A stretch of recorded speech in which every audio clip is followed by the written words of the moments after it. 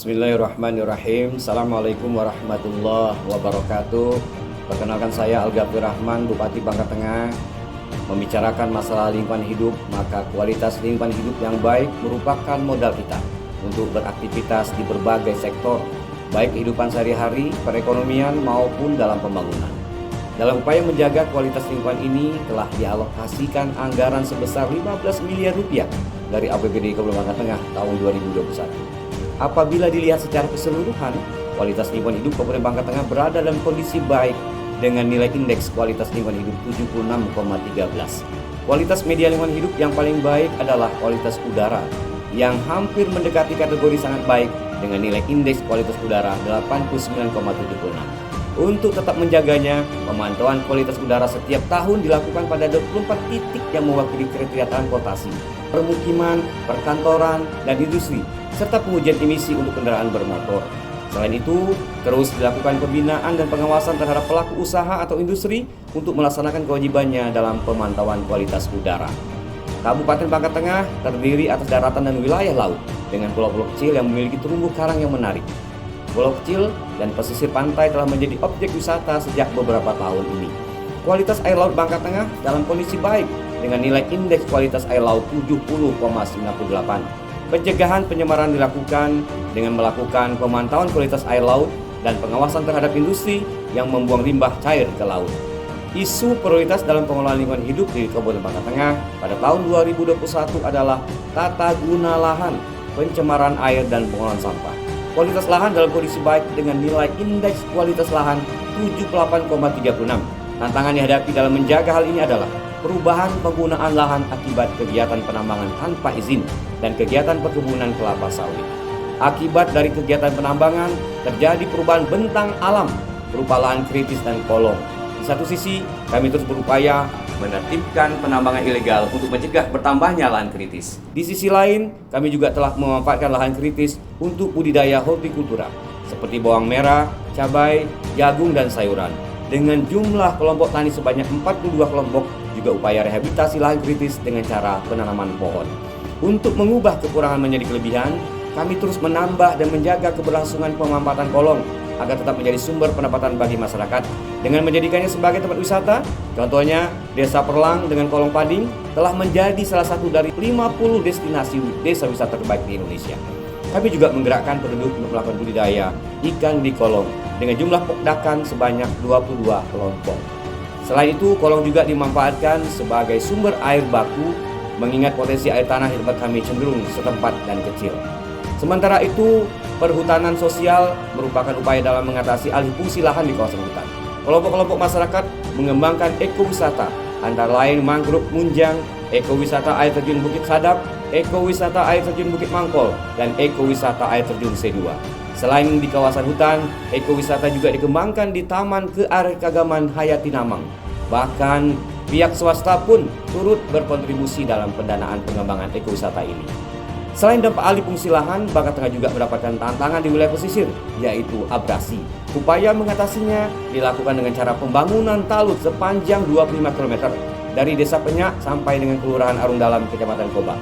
Selain itu, upaya menahan abrasi juga dilakukan dengan cara menanam mangrove dan cemara laut di pesisir pantai Kabupaten Bangka Tengah. Komunitas peduli lingkungan, ASN, dan Forkopimda turut serta dalam upaya rehabilitasi pesisir pantai ini. Isu prioritas kedua adalah pencemaran air. Dari hasil pemantauan kualitas air pada 24 titik di 8 aliran sungai menunjukkan kondisi umum air sungai adalah cemar ringan dengan nilai indeks kualitas air 59,58. Penambangan timah tanpa izin umumnya dilakukan pada aliran sungai yang menyebabkan kekeruhan, sedimentasi, dan pendangkalan sungai. Maraknya budidaya tambak udang Paname yang membuang limbah ke aliran sungai juga menyebabkan penurunan kualitas air sungai. Untuk mengatasi hal ini, selain penertiban penambangan timah tanpa izin, kami juga melakukan pembinaan dan pengawasan terhadap pelaku usaha budidaya tambak udang Paname. Upaya lainnya adalah melakukan revisi peraturan daerah tentang RT/RW agar pemanfaatan ruang terutama untuk kegiatan penambangan sesuai dengan potensi cadangan mineral dan batuan, serta sinkronisasi terhadap keputusan Menteri Lingkungan Hidup dan Kehutanan tentang perubahan kawasan hutan. Isu prioritas ketiga adalah pengelolaan sampah. Terdapat timbunan sampah sebanyak 9.700 meter kubik per tahun dan yang mampu dikelola sekitar 68,14%. Dalam upaya menangani sampah anorganik, kami melibatkan masyarakat dalam memilih barang bekas yang masih bernilai ekonomis melalui bank sampah desa atau kelurahan, program bank sampah kabupaten maupun tempat pemrosesan akhir. Selain itu terdapat 4 TPS 3R yang mampu mengelola sampah sebanyak 500 kg per bulan. Untuk sampah organik, upaya pengolahan sampah dilakukan oleh kelompok swadaya masyarakat, salah satunya di Pasar Modern Koba yang mampu mengelola sampah sebanyak 1.500 kg per bulan dengan jumlah produksi kompos 100 kg per bulan. Dengan setiap tantangan pada pengelolaan lingkungan hidup, kami akan terus berupaya mengatasi dari mulai hulu hingga ke hilir, mulai dari penanganan pembangunan yang mempertimbangkan daya dukung dan daya tampung lingkungan hidup. Dukungan masyarakat Kabupaten Bangka Tengah juga sangat kami harapkan dalam hal ini. Untuk itu, kami mengajak seluruh masyarakat ikut serta dalam pengelolaan lingkungan hidup. Salam lestari, wabillahi taufiq wal hidayah. Wassalamualaikum warahmatullahi wabarakatuh. Salam sejahtera bagi kita semua. Perkenalkan, saya Mehwa, Ketua DPRD Kabupaten Bangka Tengah.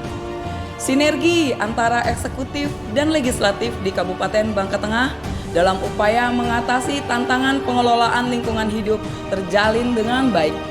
Jika eksekutif berperan dalam menentukan program dan kegiatan yang tepat, maka kami sebagai legislatif mendukung pelaksanaannya melalui fungsi penganggaran, legislasi, dan pengawasan. Selain itu, kami juga menyampaikan masukan melalui mekanisme Pokir DPRD. Pada fungsi penganggaran, jika pada tahun 2020 kami menyetujui anggaran 10 miliar untuk pengelolaan lingkungan hidup, maka pada tahun 2021 anggaran kami naikkan menjadi 15 miliar.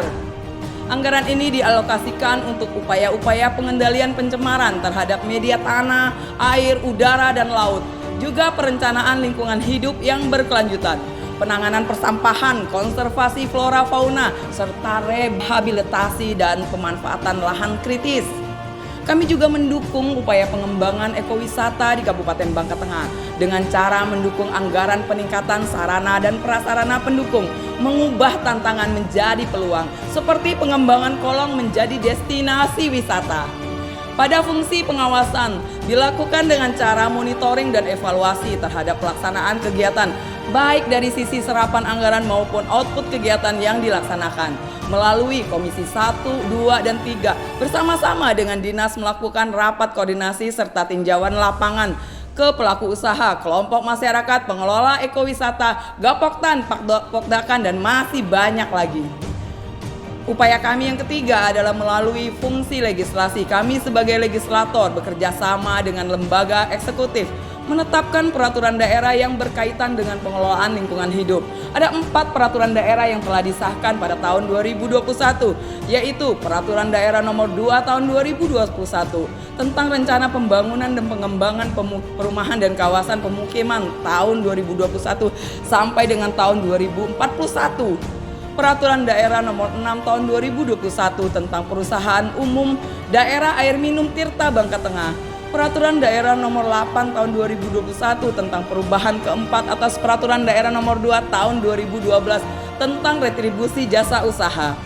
Peraturan Daerah Nomor 16 Tahun 2021 tentang perubahan keempat atas Peraturan Daerah Nomor 47 Tahun 2011 tentang retribusi perizinan tertentu. Bersama kita bisa. Mari seluruh masyarakat Kabupaten Bangka Tengah, saya mengajak ambil peran kita dalam mengelola lingkungan hidup agar bisa menjadi sumber perekonomian serta tempat hidup yang nyaman dan bagi kita dan bagi anak cucu kita ke depan. Terima kasih. Salam lestari.